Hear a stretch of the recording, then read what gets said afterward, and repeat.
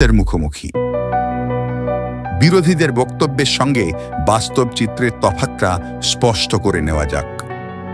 সবার আগে জানা দরকার ওয়াকফ সম্পত্তি কাকে বলে এবং এর উদ্দেশ্য কি। ইসলামিক আইন বলে কোনো মুসলিম যদি তার সম্পত্তি ধর্মীয় কারণে সমাজ ও গরিব কল্যাণের জন্য দান করেন তখন তা ওয়াকফ সম্পত্তি হয়। এই সম্পত্তি দান করলে তা আর দাবি করা যায় না, বিক্রি করা যায় না, কাউকে বিয়ে দেওয়া যায় না। সেগুলি ভালো কাজে ব্যবহার করা যায়। এই বিপুল সম্পত্তির দেখভাল করে ওয়াকফ বোর্ড। একটা মহৎ উদ্দেশ্য নিয়ে তাদের সম্পত্তি দান করেছেন মুসলিমরা, কিন্তু এতগুলি দশক ধরে ওয়াকফ বোর্ড কি তাদের কাজ ঠিকভাবে করছে? তারা যদি ঠিকঠাকভাবে কাজ করত তাহলে দানশীল মুসলিমদের উদ্দেশ্য সিদ্ধ হতো। তা কি হয়েছে, নাকি ওয়াকফ সম্পত্তি লুটে পুটে খেয়েছে মুষ্টিমেয় কিছু মানুষ? সংশোধনের প্রয়োজন ছিল। কারণটা হচ্ছে ওয়াকফ বলে দাবি করা যে সম্পত্তি, যেমন গোটা ভারতবর্ষে ওয়াকফ সম্পত্তির সংখ্যা নিয়ার অ্যাবাউট 9 লাখ এবং কত একর প্রায় 9 লক্ষর আশেপাশে, 8 লক্ষ সামথিং, 9 লক্ষর আশেপাশে। এটা নিয়ে কনফিউশন আছে। তাহলে এত পরিমাণ ওয়াকফের মধ্যে প্রকৃত ওয়াকফ হিসাবে এনরোল হয়েছে কাদের নাম? আগে তো এনরোলমেন্ট হতে হবে, ডিজিটালাইজেশন হতে হবে, একটা পোর্টালের মধ্যে আনতে হবে। এই কাজটা কিন্তু এতদিন হয়নি। অর্থাৎ কোনটা ওয়াকফ কোনটা ওয়াকফ নয় এটা স্থিরীকৃত হয়নি। এটা কি দরকার নয়? তাহলে ওয়াকফ অ্যামেন্ডমেন্ট করা দরকার ছিল। তার প্রধান কারণ একটা কি, গোটা ভারতবর্ষে কোনটা ওয়াকফ কোনটা ওয়াকফ নয়। 1995 সালে ওয়াকফ বোর্ডকে অতিরিক্ত পাওয়ার দেওয়া হয়েছিল। তারা সেই পাওয়ারের মিসইউজ করে যেগুলো ওয়াকফ প্রপার্টি নয় সেগুলোকে ওয়াকফ দেখিয়েছে, আর যেগুলো ওয়াকফ প্রপার্টি সেগুলো লুট হয়ে গেছে, চুপ করে বসে আছে। অনেকেই অভিযোগ করছে, আমার কাছে নির্দিষ্টভাবে প্রমাণ আছে, আমি প্রমাণ দিতে পারবো যে ওয়াকিফ দান করে দিচ্ছে দাতব্য হিসাবে, যা অপরিবর্তনশীল, যা হস্তান্তর হয় না, যা বিক্রি করা যায় না, অনন্ত অসীম। যেমন আল্লাহ অনন্ত অসীম, সেরকম আল্লাহর কাছে দান কিন্তু ওয়াকফ সম্পত্তি অনন্ত অসীম, যা বিক্রি হয় না, হস্তান্তর হয় না, পরিবর্তিত হয় না, ক্যারেক্টার চেঞ্জ হয় না যান। তারপরেও তো লুটে গেছে। এই যে লুটে যাওয়ার গল্প যারা বলছে কেন কেন কেন, তাদের বলি, এই তো আমি জগদম্বিকা পাল মহাশয়, উনি জয়েন্ট পার্লামেন্টারি কমিটির চেয়ারম্যান, মাননীয় এমপি, তাকে 13/11/2024 সালে আমি লিখিত চিঠি করেছিলাম। এই চিঠিতে পরিষ্কার আমি তাকে তথ্য পাঠিয়েছি অনেক। আমি চেয়েছিলাম আমার সাহায্য তিনি নিক। ওই দপ্তর থেকে ফোন এসেছিল আমার কাছে, কথা বলেছে আমার। আপনি দেখুন, মাননীয় মুখ্যমন্ত্রীকে লিখিত চিঠি করেছি 2012 সালে। দেখে নিন 2012 সালে মুখ্যমন্ত্রী রিসিভ, ওয়েস্ট বেঙ্গল মুসলিম অ্যাসোসিয়েশনের জেনারেল সেক্রেটারি হিসাবে, ওয়েস্ট বেঙ্গল মুসলিম অ্যাসোসিয়েশনের জেনারেল সেক্রেটারি হিসাবে। এই দেখুন এই লেটার, দেখা যাচ্ছে লেটার। আবার দেখুন লেটার 2013 সালে 29/1/2013 মাননীয় মুখ্যমন্ত্রীকে দেওয়া লেটার, ওয়েস্ট বেঙ্গল মুসলিম অ্যাসোসিয়েশনের জেনারেল সেক্রেটারি হিসাবে ওয়াকফ লুটের লেটার। এগুলো যে কাগজ আছে সেগুলো হচ্ছে ওয়াকফ সম্পত্তি। হাদি মিস্ত্রি ওয়াকফ এস্টেট, জোহরা বিবি ওয়াকফ এস্টেট ইত্যাদি ইত্যাদি, জাস্ট লুটে গেছে। মোতোয়ালি এসে বাড়িতে কাঁদছে, স্যার বাঁচান। 3টে সংস্থা একসাথে লুট করেছে। কে কে? ওয়াকফ বোর্ডের মেম্বাররা, ওয়াকফ বোর্ডের খোদ চেয়ারম্যান নিজে দুর্নীতি যুক্ত, মেম্বারে যুক্ত। ট্রাইব্যুনাল, ওয়াকফের কেস কাছারি কে দেখবে? ট্রাইব্যুনাল, ওয়াকফ ট্রাইব্যুনাল, সেখানে দুর্নীতিগ্রস্ত লোক বসে আছে। আর ওয়াকফ পরিদর্শন করবে কে? কমিশনার। 3টে নেক্সাসে আমি পশ্চিমবঙ্গের ক্ষেত্রে বলতে পারি বিপুলভাবে লুটপাট।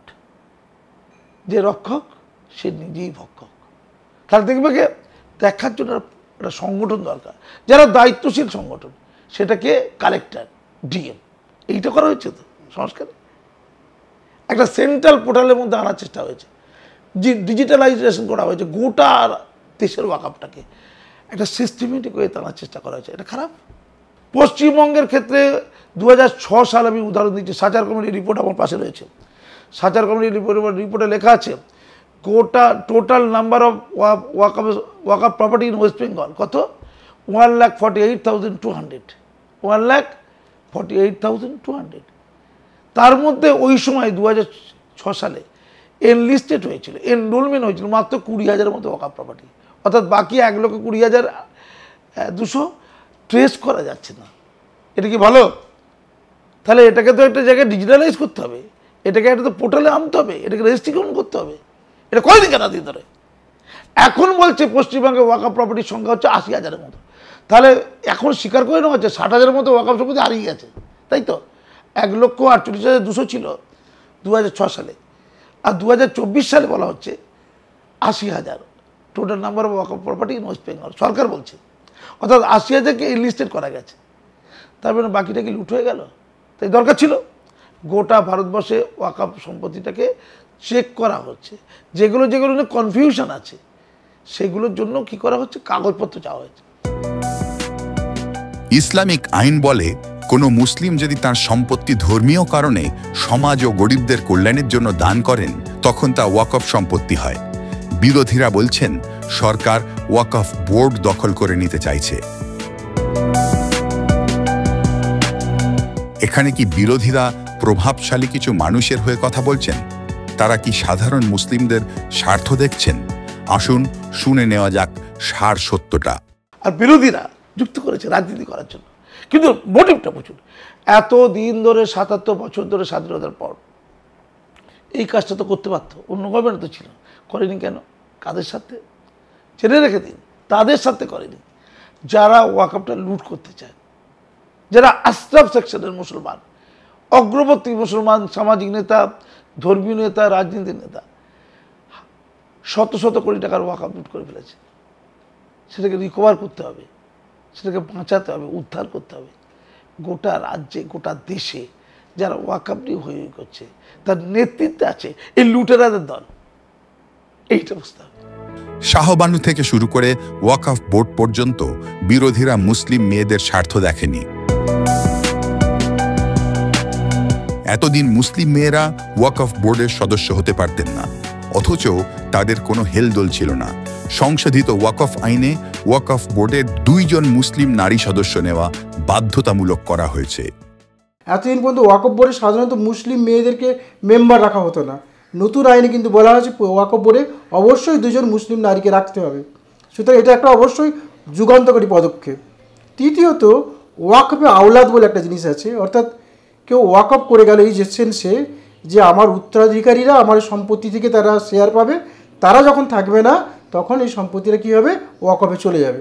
কিন্তু এর ফলে কী হলো, অনেক ক্ষেত্রে দেখা গেছে বাড়ির পুরুষ যারা তারা মহিলা সদস্যদেরকে ইগনোর করে সেই সম্পত্তি ওয়াকফে দিয়ে দিয়েছে।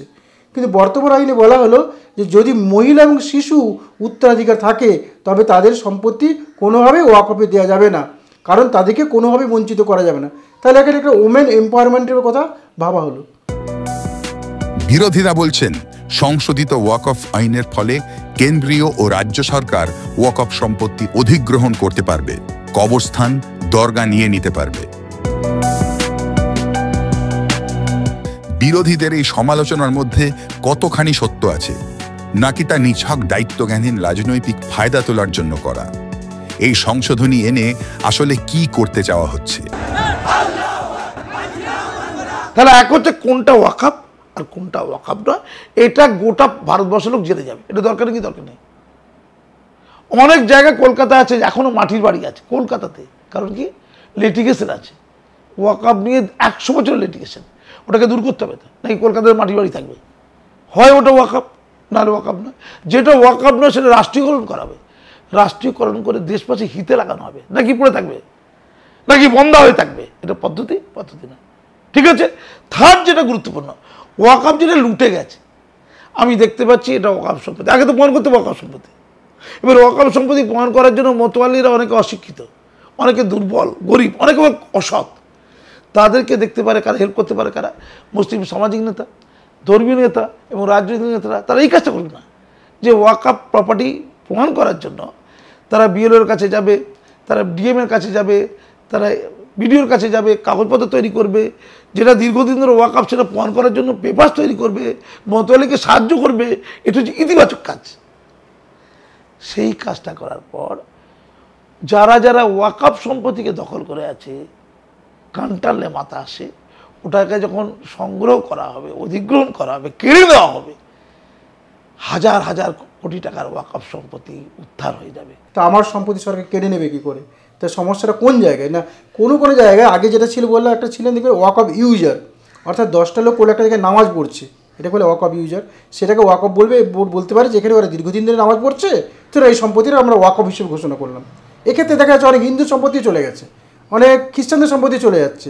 বর্তমানে এটা বলা হয়েছে যে এরকম ওয়াকফ ইউজার করা যাবে না, তোমাকে প্রপার ডকুমেন্টস আনতে হবে, অর্থাৎ তুমি যে সম্পত্তির মালিক, ঘটনা তাই তুমি যেটার মালিক নও তুমি তো সে সম্পত্তি দিতে পারো না, তুমি মালিক তোমার মালিকানা প্রতিষ্ঠিত করো তারপরে দিতে পারো। এই জায়গাটাতে আপত্তি যে এরকম করলে তো তাহলে বহু জায়গায় কিন্তু এরভাবে অন্যায়ভাবে নিয়ে নেওয়া হয়েছে গরিব মানুষের কাছ থেকে, সেই জায়গাগুলো কিন্তু আর গরিব মানুষদেরকে ফিরিয়ে দিতে হবে। বিরোধীরা বলছেন সরকার ওয়াকফ সম্পত্তি নয়ছয় করবে, সেখান থেকে মুসলিমদের সাহায্যার্থে টাকা পাওয়া যাবে না। সত্যিই কি তাই? তাহলে দেশ জুড়ে এই বিপুল পরিমাণ ওয়াকফ সম্পত্তি থাকলেও তার থেকে বিপুল আয় কেন হয় না? মুসলিমদের উন্নতির জন্য খরচ করার মতো অর্থই তো ওয়াকফ বোর্ডের হাতে নেই, কেন এমন হলো? কিন্তু সমস্যা হচ্ছে যে টাকা না থাকলে খরচটা করতে হবে, তো রোজগারটা তো দরকার। আপনি একটা উদাহরণ দিয়ে বলছি, পশ্চিমবঙ্গের ক্ষেত্রে পশ্চিমবঙ্গ হচ্ছে 3 নম্বরে ভারতবর্ষের ক্ষেত্রে, বা 2 নম্বরে ওয়াকফ সম্পত্তি, 2 নম্বরে, অর্থাৎ উত্তরপ্রদেশের পরে সবচেয়ে বেশি ওয়াকফ সম্পত্তি পশ্চিমবঙ্গে রয়েছে। কিন্তু আপনারা দেখছেন পশ্চিমবঙ্গের এমন অবস্থা যে ওয়াকফ বোর্ডের যারা কর্মচারী তাদেরকে বেতন দেওয়ার টাকাও আয় করতে পারে না ওয়াকফ সম্পত্তি থেকে, তখন কি হয় সরকারকে টাকা দিতে হতো। এখন এই যে ইমাম মুয়াজ্জিন ভাতা দেওয়া হচ্ছে আপনারা জানেন প্রচুর টাকা, সেই টাকা সরকারকেই দিতে হচ্ছে, সরকার ওয়াকফ বোর্ডকে দিচ্ছে, ওয়াকফ বোর্ড সেগুলো দিচ্ছে। কিন্তু এই যে বিপুল সম্পত্তি যেগুলো বেহাত হয়ে গেছে, বিভিন্ন জায়গায় ছড়িয়ে ছড়িয়ে আছে, আত্মসাৎ করে রেখেছে, সেগুলোকে যদি উদ্ধার করা যায় এবং সেগুলো যদি ম্যানেজ করা যায় এবং সেগুলো কাজে লাগবে, সাধারণ মুসলিমদের কাজে লাগবে, তাদের হোস্টেলের জন্য, তাদের মাদ্রাসা বা স্কুল কলেজ তৈরি করার জন্য, হাসপাতাল তৈরি করা যেতে পারে। কিন্তু সর্বাগ্রে সম্পত্তিগুলোকে চিহ্নিত করতে হবে, উদ্ধার করতে হবে এবং সেগুলোকে ম্যানেজ করার ব্যবস্থা করতে হবে, সেটাই এই আইনে বলা হয়েছে। 2006 সালে দেশের টোটাল ওয়াকফ প্রপার্টি আয় দেখা হয়েছিল ওয়াকফ প্রপার্টিতে কত, 12,000 কোটি টাকা। রাজেন্দ্র সাথে দেখিয়েছিলেন 12,000 কোটি টাকা যদি ঠিকমতো করে ইউজ করা আয় হতে পারে। কত আয় হয়েছিল প্র্যাকটিক্যালি? 163 কোটি টাকা মাত্র, আউট অফ 12,000 কোটি টাকা। তাহলে আয় নেই। বিরোধীরা সবচেয়ে বড় যে অভিযোগটা করছেন তা হলো এই আইন মুসলিমদের ধর্মীয় স্বাধীনতার উপর আক্রমণ। ওয়াকফ বোর্ডে 2 জন হিন্দু সদস্য রাখা হয়েছে, এতে করে ধর্মীয় অধিকারে হস্তক্ষেপ করা হয়েছে। কিন্তু কেন এই হিন্দু সদস্যদের রাখা হলো? এরও পিছনে একটা কারণ আছে বলি। কিছুদিন আগে দেখবেন তামিলনাড়ুর একটা মন্দিরকে ওয়াকফ বোর্ড সেকশন 40-তে বলেছিল যে আমাদের সম্পত্তি। কয়েকটা জেলেদের গ্রাম, সেই গ্রামকে বলছে তারা আমাদের ওয়াকফ সম্পত্তি। এবং আমরা দেখবেন এই যে প্রধান বিচারপতি বলেছেন যে শুনলাম নাকি দিল্লি যে হাইকোর্ট সেটাকেও তারা ওয়াকফ সম্পত্তি বলে দাবি করছে। তাহলে যদি এরকম বিভিন্ন হিন্দু মন্দিরকে খ্রিস্টান গির্জাকে ওয়াকফ সম্পত্তি বলে দাবি করে, তাহলে তাদের রিপ্রেজেন্টেশন সেখানে না থাকে, তাহলে কীভাবে নিষ্পত্তি হবে? মূলত এই দিকটাকে মাথায় রেখেই যাতে অমুসলিমদের সম্পত্তি ওয়াকফ বোর্ড কেড়ে না নিতে পারে, যেটা কেড়ে নেওয়ার উদ্যোগ দেখা দিয়েছে, সেই জন্যই 2 জন অমুসলিমকে রাখার কথা বলা হয়েছে। কিন্তু এর সঙ্গে সম্পত্তি কেড়ে দেবে সরকার বা মুসলিমদের হাত থেকে কেড়ে নেবে সেরকম কোনো ব্যাপার নেই। আপনাকে আগেই বলেছি যে টাকাটা কীভাবে খরচা হবে সেটা ওয়াকফ নামাতে লেখা থাকে। সুতরাং সেই ওয়াকফ নামাতে তো কোনো হিন্দু বা রাষ্ট্র কেউ থাকছে না, সেখানে মুসলমান ছেলেরাই থাকছে, মুসলিম মেয়েরাই থাকছে, তাদের হোস্টেল, তাদের স্কুল, তাদের মসজিদ, তাদের কবরস্থান, সেটাই ম্যানেজ হবে। 22 জনের কমিটি কাউন্সিল আছে। ওয়াকফ কাউন্সিলে কজন থাকে? 22 জন। তার মধ্যে 2 মহিলা 2 অমুসলমান আধিকারিক থাকছে। অসুবিধা কী আছে? মুসলমানদের আন্ডারেই তো ছিল। আমরা যখন সুপ্রিম কোর্টে যাই, আদালতে, হাইকোর্টে যাই, সেখানে বিচারক তো অমুসলমানও থাকে, তারা ন্যায় দেয় না। অমুসলমানরাই লুট করে নেবে, লুট তো মুসলমানরা করে এতদিন ধরে। এতদিন ধরে তো লুটটা মুসলমানরাই করেছে। তাহলে যদি 2 অমুসলমান থেকে দেখে ন্যায়ের স্বার্থে, স্বচ্ছতার স্বার্থে, কি এমন মহাভারত অশুদ্ধ হয়ে যায়? ওয়াকফ বোর্ড রাজ্য লেভেলে, সেখানে 11 জনের মধ্যে 2 জন থাকবে, তাহলে মেজরিটি মুসলমানরাই হলো। ফলে এটা একটা ভ্রান্ত চিন্তা। দেবত্ব সম্পত্তিতে মুসলমানরা আছে কিনা, বিভিন্ন মন্দিরের ট্রাস্টি বোর্ড আছে কিনা, এটা কোনো বিবেচ্য বিষয় না। সেখানে অত লুট হয়ে যাচ্ছে না, ওয়াকফটা পুরো লুট হয়ে শেষ হয়ে গেছে। ফলস্বরূপ অ্যামেন্ডমেন্ট